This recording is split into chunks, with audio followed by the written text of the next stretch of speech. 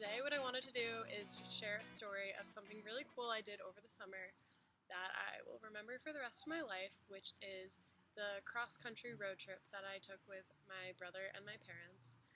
Unfortunately, my sister couldn't be there because she was at a surf camp in Hawaii. The first day of our trip was on my mom's birthday. That night, we stayed in Harrisburg, Pennsylvania. That was the beginning of the trip. So the next day, we drove to Falling Water, which is the house that was designed by Frank Lloyd Wright. Then that night, we drove to Dayton, Ohio. That's where my Aunt Lori and Uncle Jeff live, and my cousin JP, and also my cousin Ashley. We went on a bike ride, and the next night, we went to a party in Dayton. It was the 3rd of July, but it was a 4th of July party, and there were fireworks. So the next stop on our trip was in La Crosse, Wisconsin.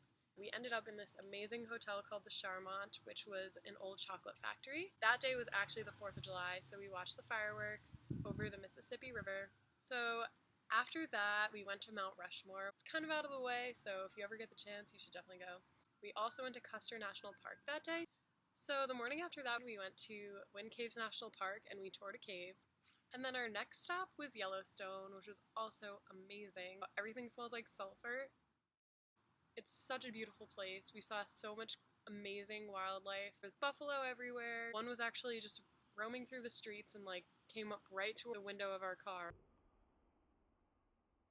Oh, and then after that we went to the Grand Tetons. Grand Tetons. I don't know how to say that.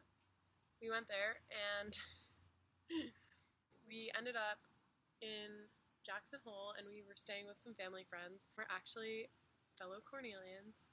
The next morning, we went for a hike around a lake, and this might be my favorite part of the trip.